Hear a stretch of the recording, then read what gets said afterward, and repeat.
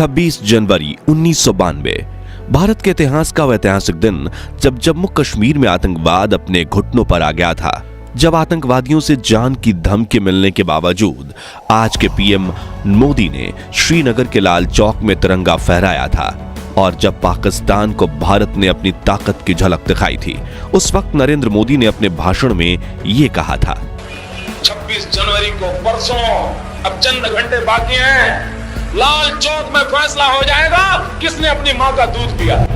तो आखिर कैसे ओपोजिशन पार्टी के आम कार्यकर्ता होने के बावजूद उस वक्त नरेंद्र मोदी ने जम्मू कश्मीर में आतंकवाद को मुंहतोड़ जवाब दिया था। उसी साल टेंट में विराजित रामलल्ला के सामने उन्होंने कौन सी प्रतिज्ञा ली थी और जब वो आध्यात्म की तलाश में हिमालय गए थे तब उनके गुरुजी ने उन्हें कौन सा मंत्र दिया था, जानेंगे इस वीडियो में। लेकिन उससे पहले नए दर्शक जल्दी से चैनल को सब्सक्राइब कर दीजिए। दरअसल साल 1992 में जम्मू कश्मीर में आतंकवाद अपने चरम पर था। तभी बीजेपी के वरिष्ठ नेता मुरली मनोहर जोशी ने ऐलान किया कि वो श्रीनगर के लाल चौक पर भारत का तिरंगा फहराएंगे, जिसके लिए कन्याकुमारी से कश्मीर तक एकता यात्रा निकाली गई थी। लेकिन साथियों, आतंकवादियों ने इस रैली में शामिल होने वाले नेताओं को जान की धमकी दी थी। तभी नरेंद्र मोदी ने कश्मीर पहुंचने के ठीक 2 दिन पहले 24 जनवरी के दिन ऐसा भाषण दिया था जो सुनकर आतंकवादियों के पसीने छूट गए थे। उन्होंने कहा था कि हमारी यात्रा ने आतंकवादियों को परेशान कर रखा है। लाल चौक में पोस्टर्स लगाए हैं, दीवारों पर लिखा है, जिन्होंने अपनी मां का दूध पिया है वो श्रीनगर के लाल चौक आए, आकर भारत का तिरंगा झंडा फहराएं। अगर वो जिंदा वापस जाएगा तो आतंकवादी उसे इनाम देंगे। तो आतंकवादियों कान खोलकर सुन लो, 26 जनवरी यानी परसों में अभी चंद घंटे बाकी है। अब लाल चौक में ही फैसला होगा कि किसने अपनी मां का दूध पिया है और किसने नहीं। 26 जनवरी के दिन नरेंद्र मोदी मुरली मनोहर जोशी के साथ लाल चौक पर पहुंचे और तिरंगे को पूरी शान से फहराया। 17 मिनट तक चले इस प्रोग्राम में कार्यकर्ताओं को सीना ताने खड़ा देख आतंकवादियों में दहशत फैल गई थी और उन्होंने एक रॉकेट भी दागा था जो लाल चौक से थोड़ी दूरी पर जाकर गिरा था। 5 से 10 फीट की दूरी पर गोलियां भी चलाई गईं, लेकिन देशभक्तों के हौसले के आगे सब कुछ फेल हो गया। ऐसे ही और कई किस्से भी हैं जिसमें पीएम मोदी ने देश के दुश्मनों को खुलेआम चुनौती दे डाली थी। लेकिन साथियों, क्वेश्चन ये है कि नरेंद्र मोदी के दिल में देश के लिए इतना प्यार और सम्मान जागा कैसे? क्यों वो देश के लिए मर मिटने के लिए तैयार हो गए थे? आइए जानते हैं पीएम मोदी के जीवन से जुड़ी कुछ अनसुनी कहानियों के जरिए। नरेंद्र मोदी आजाद भारत में जन्मे देश के पहले प्रधानमंत्री हैं। उनका जन्म 17 सितंबर 1950 के दिन गुजरात के मेहसाणा जिले के वडनगर गांव में एक गरीब परिवार में हुआ। उनकी मां का नाम था हीराबेन मोदी और पिता का नाम दामोदर दास मूलचंद मोदी। नरेंद्र मोदी अपने 6 भाई बहनों में तीसरे नंबर पर थे। वे बताते हैं कि बचपन में उनके पिताजी वडनगर रेलवे स्टेशन पर चाय का एक छोटा सा स्टॉल लगाया करते थे और नरेंद्र स्टॉल पर अपने पिताजी की मदद किया करते थे, जहां वो ट्रेन के डब्बों में जाकर चाय बेचा करते थे। उनके बारे में लिखने वाले बताते हैं कि मोदी जी बचपन से ही पढ़ाई में एवरेज स्टूडेंट थे, लेकिन उन्हें स्कूल के नाटकों में हिस्सा लेना काफी पसंद था। भले ही उनकी जेब खाली हो, लेकिन उनका दिल और दिमाग हिम्मत और साहस से भरपूर रहता था। मोदी जी बताते हैं कि उनके स्कूल के पास एक झील हुआ करती थी जिसमें वो अक्सर खेलने जाया करते थे। एक बार उन्हें वहां मगरमच्छ का बच्चा मिला जिसको बहुत बहादुरी से उठाकर वो घर ले आए, लेकिन मां हीराबेन के समझाने पर उन्होंने उसको वापस झील में छोड़ दिया। खेलकूद के अलावा वो इतिहास पढ़ने का बहुत शौक रखते थे, इसलिए वो लाइब्रेरी जाकर कई साल पुराने अखबार और देश के इतिहास से जुड़ी किताबें पढ़ते थे। इसके अलावा वो स्वामी विवेकानंद जी से काफी प्रेरित थे, इसलिए वो उनकी सभी किताबें पढ़ा करते थे। महज 8 साल की उम्र में अपने हिंदी टीचर चंद्रकांत दवे से प्रभावित होकर मोदी आरएसएस में जाने लगे। वहां उनकी मुलाकात एक ऐसे व्यक्ति से हुई जिसके लिए वो झाड़ू लगाने से लेकर कपड़े धोने तक का काम करने लगे। उस व्यक्ति का नाम था लक्ष्मण राव ईमानदार, जिन्हें सभी वकील साहब कहकर बुलाते थे। उनकी मोदी जी पर सबसे अधिक छाप थी। नरेंद्र मोदी को बचपन से ही अच्छे कपड़े पहनने का शौक था। हालांकि वो कभी महंगे कपड़े नहीं खरीदते, लेकिन साफ सुथरा रहना उनकी खूबी थी। उनका स्टाइल बचपन से ही काफी अलग रहा। वो कभी बाल बढ़ाते थे तो कभी बड़ी मूंछ रखते थे, कभी सरदार के गेटअप में आ जाते थे। कोई भी चीज आपको ऐसे नजर नहीं आएगी जिसमें सादगी ना हो। अच्छे तरीके से रहना, गंदे रहना, जूतों का पॉलिश नहीं किया है, कुर्ता ऐसा है, उसका मेरे आदत नहीं, मैं बचपन से आदत नहीं है। लेकिन मुझे नहीं लगता है कि मैंने कभी कोई महंगी चीज परचेज की है, कभी नहीं। मेरे शरीर पे कोई महंगी चीज नहीं होती है, लेकिन मैं साफ सुथरा, धोया हुआ, प्रेस किया हुआ पहनना।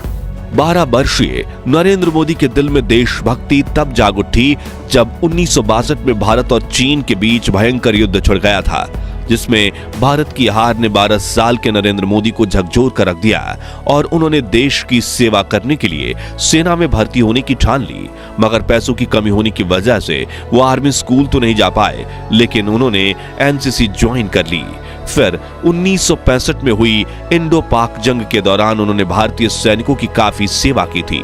दरअसल जब भी वडनगर स्टेशन पर सैनिकों से भरी ट्रेन आती थी तो मोदी जी उन्हें चाय और खाना पहुंचाया करते थे। बचपन से ही स्वामी विवेकानंद को अपनी प्रेरक मानने वाले नरेंद्र मोदी 1967 में अपना पारिवारिक जीवन त्याग कर स्वामी विवेकानंद की दीक्षा लेने दीक्षा मठ जा पहुंचे, लेकिन उन्हें वहां दीक्षा नहीं दी गई क्योंकि रामकृष्ण मिशन का सन्यासी बनने के लिए उनका ग्रेजुएट होना जरूरी था। वो नहीं थे, मगर दुखी होने के बजाय वो आध्यात्म की तलाश में हिमालय जा पहुंचे, जहां उनके साथ कुछ ऐसा हुआ जिसकी बदौलत ही आज मोदी प्रधानमंत्री हैं। कहा जाता है कि हिमालय की घाटियों में नरेंद्र मोदी को एक साधु मिले थे, जिनके शिष्य बनकर उन्होंने तपस्या करना शुरू किया। इसके साथ भगवा वस्त्र और कमंडल लेकर इन्होंने कई राज्यों में यात्रा करना शुरू किया। इसी बीच एक दिन इनके गुरुदेव ने इन्हें बुलाया और कहा कि बालक नरेंद्र, तुम कर क्या रहे हो? नरेंद्र कुछ समझ नहीं पाए। तभी गुरुजी बोले, तुम्हारे पास 2 रास्ते हैं। अगर तुम तपस्या करो और तपस्वी जीवन जियो तो तुम ऋषि बन जाओगे, लेकिन नियति ने तुम्हें दूसरी चीज के लिए चुना है, जिसके लिए तुम इस दुनिया को त्याग कर फिर संसारिक जीवन में आ जाओ, जहां तुम राज ऋषि कहलाओगे। इसलिए वो पहले केदारनाथ, फिर से दिल्ली, राजस्थान और राजकोट से होते हुए वडनगर में वापस आए और कुछ दिन परिवार के साथ रहकर फिर अहमदाबाद आ गए। घर छोड़ने को लेकर उन्होंने एक इंटरव्यू में ये कहा था, 17 साल की आयु में घर छोड़ दिया। स्कूली शिक्षा के बाद मैं निकल गया। तब से लेकर के आज तक मैं भटक रहा हूँ नई चीजें पाने के लिए। जहां उन्होंने चाय के कैंटीन में काम करने के साथ आरएसएस ज्वाइन कर लिया और एक प्रचारक के रूप में काम करना शुरू किया। फिर 1975 में जब इंदिरा गांधी ने कई राजनीतिक कारणों की वजह से राज्य में आपातकाल लगा लिया था, उस वक्त भी मोदी जी सरदार के रूप में पुलिस से छुपकर सरकार की नीतियों का विरोध करते रहे। साल 1985 में नरेंद्र मोदी ने बीजेपी में आधिकारिक एंट्री ली और पार्टी के प्रचार प्रसार में जुड़ गए। लाल कृष्ण आडवाणी को मोदी जी का राजनीतिक गुरु माना जाता है। 90 के दशक में जब मोदी जी ने आडवाणी की सोमनाथ से अयोध्या यात्रा में बड़ी भूमिका निभाई, उस वक्त अयोध्या में एक घटना हुई जिसके बारे में काफी कम लोग जानते हैं। बताया जाता है कि 1992 में नरेंद्र मोदी अपने 2-4 साथियों के साथ नंगे पांव अयोध्या में रामलल्ला के टेंट में पहुंचे, जहां प्रभु श्री राम को कड़ी तपस्या करते हुए देख वो काफी भावुक हो गए। उस वक्त उन्होंने भगवान राम की सौगंध खाते हुए प्रतिज्ञा ली थी कि मैं दोबारा आपके दर्शन करने तभी आऊंगा जब आप भव्य मंदिर में विराजमान हो जाएंगे। इस बात को 32 साल हो गए, लोग भूल गए, लेकिन नरेंद्र मोदी नहीं। उनके नेतृत्व में रामलल्ला को न्याय मिला और 22 जनवरी 2024 के ऐतिहासिक दिन पर उन्होंने ही नवनिर्मित राम जन्मभूमि मंदिर का उद्घाटन किया और उनकी प्रतिज्ञा पूरी हुई। इसके बाद उन्होंने अपने भाषण में रामलल्ला के लिए कुछ ऐसे बोल बोले जो सुनकर आपके रोंगटे खड़े हो जाएंगे। राम भारत की आस्था है, राम भारत का आधार है, राम भारत का विचार है, राम भारत का विधान है, राम भारत की चेतना है, राम भारत का चिंतन है, राम भारत की प्रतिष्ठा है, राम भारत का प्रताप है, राम प्रवाह है, राम प्रभाव है, राम नेति भी है, राम नीति भी है, राम नित्यता भी है, राम निरंतरता भी है, राम विभु है, विशद है, राम व्यापक है, विश्व है, विश्वात्मा है। पीएम मोदी गुजराती में कविता लिखते हैं। उन्हें फोटोग्राफी का भी काफी शौक है। बहुत कम लोग ये जानते हैं कि पीएम मोदी अमेरिका से पब्लिक रिलेशन और इमेज मैनेजमेंट का 3 महीने का कोर्स कर चुके हैं। उनके 5 भाई हैं और एक बहन है। नरेंद्र मोदी की पत्नी का नाम जशोदाबेन मोदी है। परिवार के कहने पर उन्होंने सिर्फ 17 साल की उम्र में जशोदाबेन से शादी की थी। कुछ लोगों का कहना है कि शादी होने के 3 साल बाद तक मोदी जी अपनी पत्नी के साथ रहे, लेकिन मोदी जी के बारे में लिखने वाले इस बात से इनकार करते हैं और कहते हैं कि वो दोनों कभी साथ रहे ही नहीं। मोदी जी का मानना है कि एक शादीशुदा के मुकाबले अविवाहित व्यक्ति भ्रष्टाचार के खिलाफ ज्यादा जोरदार तरीके से लड़ सकता है, क्योंकि उसे अपनी पत्नी, परिवार और बाल बच्चे की कोई चिंता नहीं रहती। खैर, 1992 में एकता यात्रा करने के बाद पीएम मोदी गुजरात आ गए, जहां 1995 में बीजेपी ने पूर्ण बहुमत की सरकार बनाई। केशुभाई पटेल को मुख्यमंत्री बनाया गया और नरेंद्र मोदी को पार्टी का कामकाज देखने के लिए मुंबई बुला लिया गया। 1998 में गुजरात में फिर चुनाव हुए और बीजेपी की सत्ता में वापसी हुई, लेकिन केशुभाई अब काफी बीमार रहने लगे थे। इस बीच 26 जनवरी 2001 को आए भूकंप ने गुजरात को हिलाकर रख दिया था। लोग सरकार से निराश हो चुके थे। तभी केंद्र में एनडीए की सरकार थी और प्रधानमंत्री थे अटल बिहारी वाजपेयी, जिन्होंने मोदी जी से कहा, तुम्हें दिल्ली छोड़कर गुजरात जाना चाहिए। पहले तो मोदी जी ये बात समझ नहीं पाए, लेकिन फिर उन्हें पता चला कि वाजपेयी उन्हें गुजरात का मुख्यमंत्री बनाना चाहते हैं और गुजरात आने के बाद 7 अक्टूबर 2001 के दिन नरेंद्र मोदी को गुजरात के मुख्यमंत्री के रूप में नियुक्त कर लिया गया, जहां उन्होंने 4 बार लगातार जीत हासिल करके करीब 13 साल तक गुजरात के मुख्यमंत्री का पद संभाला। और फिर साल 2014 में बीजेपी ने केंद्र में भारी बहुमत के साथ जीत हासिल की और 26 मई 2014 के दिन नरेंद्र मोदी बने भारत के प्रधानमंत्री।